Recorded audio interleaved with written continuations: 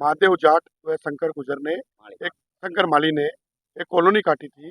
वो कॉलोनी में हमने पैसे देकर वहाँ पर भूखंड खरीदे थे। उसके पश्चात हमने 2009-10 में ही वहाँ मकान बना लिए और मकान बना के निवासरत है।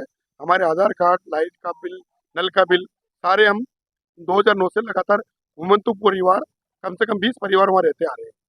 हमें अभी ज्ञात आया है कि जो महादेव जाट ने और शंकर माली ने जो कॉलोनी काटी थी, उस कॉलोनी में कुछ जमीन उन्होंने बिला नाम की जमीन का हिस्सा हमें दे दिया था, मगर उसने मिली भगत करके वो हिस्सा बेचा था और हमने उस पर मकान बना लिए थे। अब यूआईटी उन मकानों को उनके खुद की जमीन का हिस्सा बताकर तोड़ने पर आमदा है।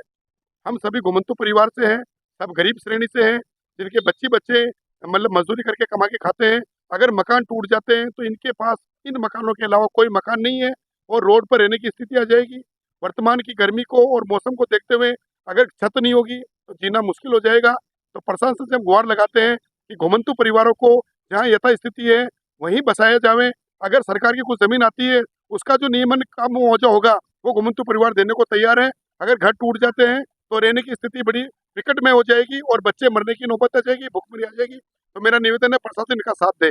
और जो मंत्री जी हमारे दिया कुमारी जी है, उन्होंने घुमंतु परिवार के उत्थान के लिए कई पट्टे देने के लिए कहा। हम उस श्रेणी में आते हैं। अगर प्रशासन हमें पट्टे देता है उसका कोई जो नियमन चार्ज होता है वो भी हम पे करने को तैयार हैं, भुगतने को तैयार है, मगर प्रशासन हमें बेघर नहीं करे। हम यही चाहते हैं, प्रशासन के साथ हम हैं खड़े, प्रशासन हमारे साथ खड़ा रहे। ये सिंदरी के बालाजी का मामला है और सिंदरी के बालाजी में सारी जमीन यूआईटी की नहीं होकर अभी जो सीमा ज्ञान कराया उसमें कुछ हिस्सा यूआईटी का है, बाकी हिस्सा आरजी का जो जो हमने खरीदा उसी का है। इसलिए उस नियम का हम जो भी शुल्क होता है वो अदा करने को तैयार है। आज हमने श्रीमान कलेक्टर साहब को ज्ञापन दिया और निवेदन किया कि हमारे मकान नहीं तोड़े और हमें जहाँ है यथास्थिति में बसा रहने दे और हमें मतलब गरीब रहे। हमारे पास इसके अलावा कोई और मकान नहीं है ताकि हम कहीं और जाकर रहें, ना कोई हम मकान खरीदने जितनी हमारी हैसियत है, इसलिए हमें वहीं रखा जाए। हमने निवेदन किया कलेक्टर साहब को और हमें विश्वास है कलेक्टर साहब हमारी मांगों को पूर्ण करेंगे और हमें वहीं रहने देंगे।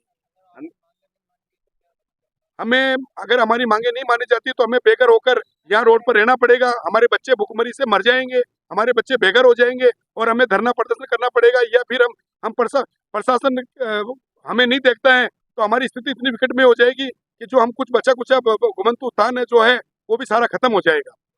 और सरकार की जो योजना है छूटी के लिए। मेरा नाम मुकेश बानावत है, मैं एडवोकेट हूँ यहाँ सेशन कोर्ट में। मैं भी घुमंतु परिवार से आता हूँ, मेरा भी वहाँ मकान है और ये सब जो मेरे साथ है सबका मकान है और बड़ी विकट में स्थिति है, सब गरीब परिवार से है।